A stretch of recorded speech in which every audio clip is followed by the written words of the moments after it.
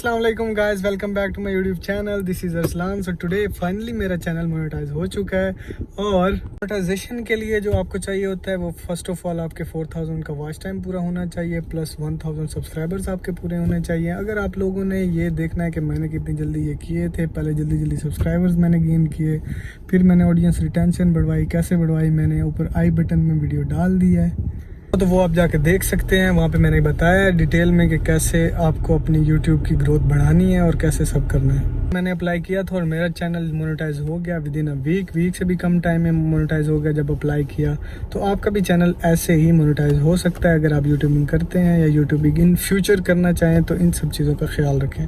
Finally मेरा जो main theme है वो इस चैनल का वो व्लॉग्स हैं, बट मैं अपनी इन्फॉर्मेशन भी आप लोगों से शेयर करता हूँ कि how I am growing on YouTube. Talk about कि मोनेटाइजेशन जल्दी ऑन कैसे होती है। फर्स्ट ऑफ ऑल जब मोनेटाइजेशन के लिए आपका चैनल जाता है, आप एलिजिबल हो जाते हो, तो वो देखते हैं आपका सबसे पहले मेन थीम। आपके चैनल का मेन थीम क्या है? व्लॉगिंग चैनल है, प्लस इंफॉर्मेशन चैनल है, हाउ टू चैनल है, स्टाइल चैनल है, कुकिंग चैनल है, डिफरेंट चैनल्स हैं। तो फर्स्ट ऑफ ऑल वो आपका ये देखते हैं कि ये इसका मेन थीम क्या है। जैसे कि आप सब देख सकते हैं कि मैंने कुछ वैसे ओल्ड वीडियोस डाली हुई थी, तो मैंने वो प्राइवेट कर दी या डिलीट कर दी जो कि मेरे थीम से अलग करके थी। तो मैंने फिर अप्लाई किया तो मेरा बहुत जल्दी चैनल मोनेटाइज हो गया। तो आपने भी ये सब का ख्याल रखना है कि आपको मेन थीम पे चलना है। आपको चैनल जब मोनेटाइजेशन के लिए जाना है तो उसमें सिर्फ मेन थीम होना चाहिए। के बाद जो दूसरी बात आ जाती है वो होती है कि आपने वीडियोस बनानी होती हैं YouTube की पॉलिसी के हिसाब से। जैसे उन्होंने पॉलिसी अपनी बनाई होती है, according to this you need to follow the rules. Okay, कोई कॉपीराइट क्लेम आप पे नहीं आना चाहिए। अगर फॉर इंस्टेंस कोई आया भी हुआ है तो आप उसे रिमूव कर दें और फिर अपना चैनल मोनेटाइजेशन के लिए भेजें।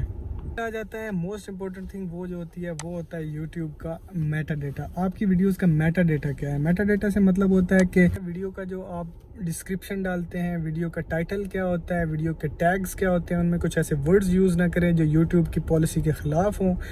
बिल्कुल आपने स्ट्रेट फॉरवर्ड लिखना है। समटाइम्स आपको सिर्फ इंग्लिश में लिखना चाहिए। जब तक आपका चैनल मोनेटाइजेशन के लिए नहीं जाता और हो नहीं जाती, आपको इंग्लिश में टाइटल्स वगैरह लिखने चाहिए ताकि यूट्यूब का प्रोग्राम पॉलिसी प्रोग्राम वो इजीली रीड कर सकें, रीडेबल हो।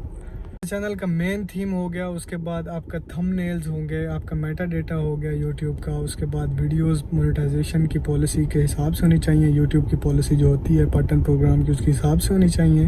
अगर आप में से कोई भी यूट्यूबर है और उसका 1000 के सब्सक्राइबर्स पूरे नहीं हो रहे, प्लस उसका 4000 का वॉच टाइम पूरा नहीं हो रहा, या वो वीडियोज़ की एसईओ अच्छी नहीं कर पा रहा, या वीडियोज़ चल नहीं रही, वैसे चल मेरी भी नहीं रही लेकिन चल रही हैं समहाउ, तो मुझे वो डीएम करें इंस्टाग्राम पे। I will try to help him. अगर उसे किसी चीज़ की ज़रूरत होगी I will try to help. Okay, finally guys, thank you so much for supporting me. And plus अगर आपको ये मेरी वीडियो पसंद आई होगी तो लाइक कर दें, प्लस अगर आप मेरे चैनल पे न्यू हैं तो सब्सक्राइब भी कर दें।